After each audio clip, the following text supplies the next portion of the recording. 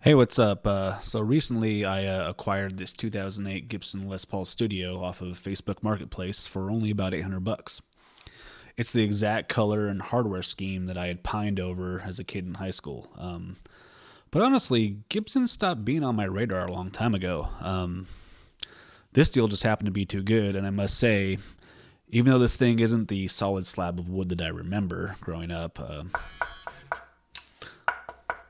the chambering isn't really that bad at all, and I forgot just how mean the 498T bridge pickup really sounded.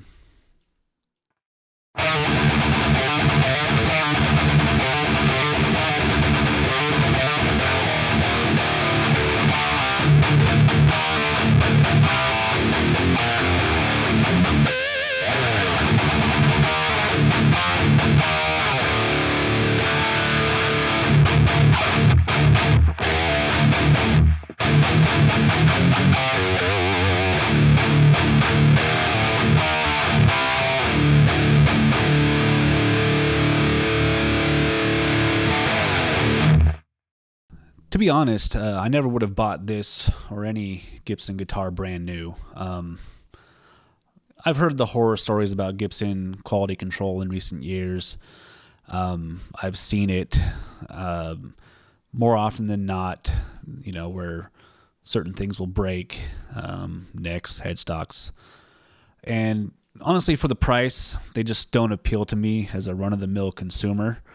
And from a modern guitar standpoint, they just don't offer much beyond what they've done forever.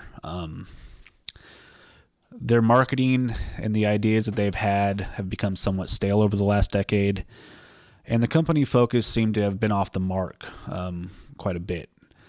Their rebranding and buying up of these guitar-adjacent companies in the 2010s didn't really pan out to really boost their brand.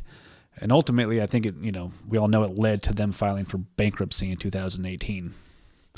I will admit, though, this isn't my first rodeo with Gibson guitars. Here's a guitar that my parents bought for me when I was in high school. It's an actual Gibson Les Paul Special. It's got a flat top. This came out in 1998 and was exclusively made for Guitar Center. I think they made a black one, a red one, and a natural one.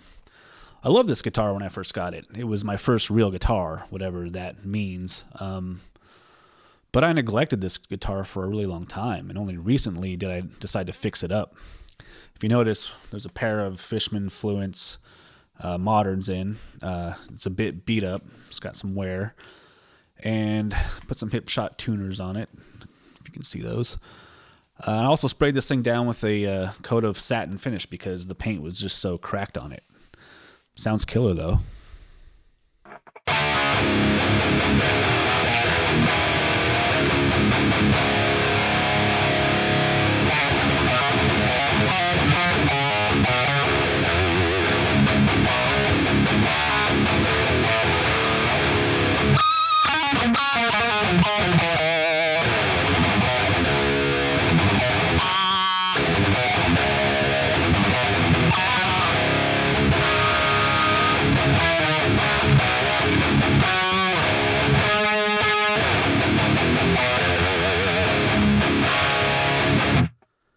So honestly, what happened here is the ultimate Gibson meme came true.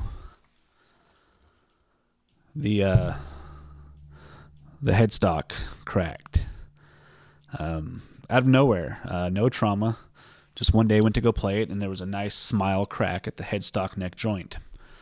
We had the warranty through Guitar Center, and my parents used it. Well, their repair person basically just glued it and clamped it and then gave it back. Not exactly a fix worthy of a warranty that you pay for. My next step was to go to Gibson directly. They were happy to repair the guitar, once we provided a litany of documentation to show what happened. Initially, the rep that we talked to was a little hesitant and actually stated on the phone to my parents that Gibsons were known for weak necks. Like, like really, bro? Needless to say, the experience was a bit rough, but they did do what seemed to be a competent fix job at the time. There was no sign of the crack. The finish was restored, almost like you couldn't tell it would ever happened. But about a year later, the crack showed back up, and there was some definite play when applying tension to the headstock. I basically just put the guitar in the closet. I was defeated as a young guitar player, and there it stayed until about 2 years ago. Fast forward about a year, and I replaced it with this awesome guitar. And you know what? I never looked back. This is a Schecter Tempest, loaded with Duncan distortion and jazz in the neck.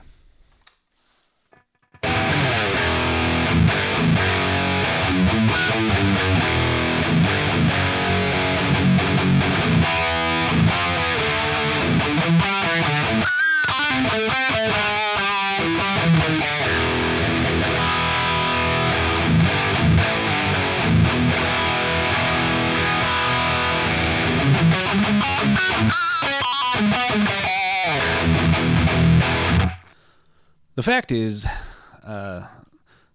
this guitar only exists as a testament to the lengths that other companies will go to not step on Gibson's toes. By all accounts, this is a Les Paul.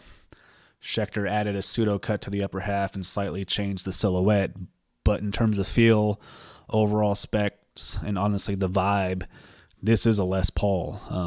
Look at the headstock. It is an inverse of the open book Gibson design that they, fought for back in the 80s. And this isn't done by accident. This design is different enough to keep Schecter from getting sued by Gibson. So after the 2018 bankruptcy, Gibson hired J.C. Curley as CEO and refocused itself on true roots, meaning they were going to go back to the instruments themselves. And the initial impressions were that Gibson was making strides in their efforts to target their largest audience, and those consumers were seeing the light at the end of the tunnel. Until, prior to the retirement of the former CEO, Henry Juskowitz, hope I'm saying that right, following their Chapter 11 bankruptcy, Gibson Brands, Inc. had issued a cease and desist against Armadillo Distribution over the Dean brand V and Z models.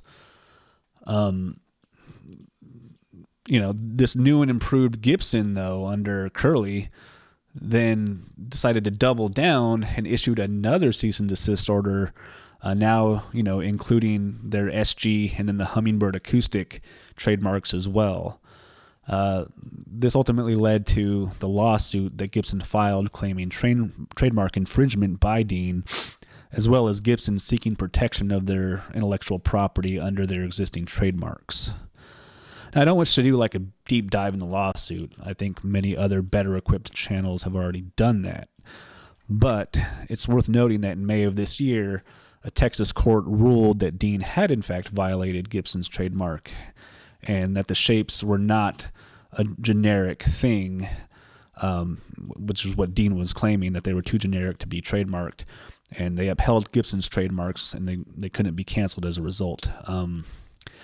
Most importantly, though, the jury in this case also recognized how delayed this action by Gibson was, and they only elected to award Gibson a punitive amount for the violation and the ostensible counterfeiting that Dean had been doing. This basically indicates that Dean was well within their rights to maintain their business as it was. If this was where this whole story had ended, I don't think people would be quite as sour on the situation as it seems that they are today. Because it didn't end there. Subsequently, in July, a court injunction was handed down that prohibits Dean from actually manufacturing the guitars that were subject to the lawsuit. The jury acknowledged that Gibson had waited way too long in its action to really, upend an entire company from making these guitars. Yet the injunction was awarded, and many of us are like, why? And what does this mean for other companies? We all know this isn't Gibson's first time targeting other companies. In 2000, Paul Reed Smith was subject to Gibson claiming that their single cut model infringed on the Les Paul. Now, by 2005, this is ultimately tossed out, given that much more similar models had been in production elsewhere, and really that Gibson themselves had already proven during their lawsuit in the 80s that the Les Paul body shape wasn't really the issue. It was the headstock shape that all the copycat Japanese manufacturers were using. And, which in my opinion, a company's headstock is probably the most recognizable part of their guitar. Modern companies like Aristides and Abasi notwithstanding. But thinking about that, maybe this is the new hallmark of old versus new, and the horizon of innovation is focusing more on than just the name brand on the headstock. I mean, would Gibson really benefit from this model of, reconfiguring their whole, repertoire of guitars? No, probably not. I think they're known for what they do, and they need to focus on that. I mean, look at Fender. They've seemed to have expanded their aesthetic to its limits. But to be sure, they also benefit from the fact that they have a resurgence of interest in brands like Charvel in the modern age, where these edgier versions of their classic shapes are tailored towards metal musicians. Now, from reading the forums and listening to various others on this platform, it's clear that there's a fair bit of damage control that Gibson is having to do in the wake of the injunction. Honestly, I don't think any sane person would argue against a company protecting its intellectual property. To me, it made sense in the 80s for Gibson to put the kibosh on the outright forgery that was happening with their open book headstock. And it also makes sense for Gibson to compete and try to weed out blatant confusion in the market. But the Dean case isn't really that. I think the jury got it right when they said that Gibson that Gibson waited way too long to act on this. For a company trying to rebuild its public image, this ultimately isn't a good look. With that said, the Les Paul will always be an iconic guitar, and owning one that plays up to par is something I think most guitarists should seek at some point. But I do encourage you to buy them used, if at all possible, at least until Gibson as a company can prove to its consumers that it isn't actively bullying other companies and adjusts their practices accordingly. Until then, I'm going to rock out on this thing. See you later.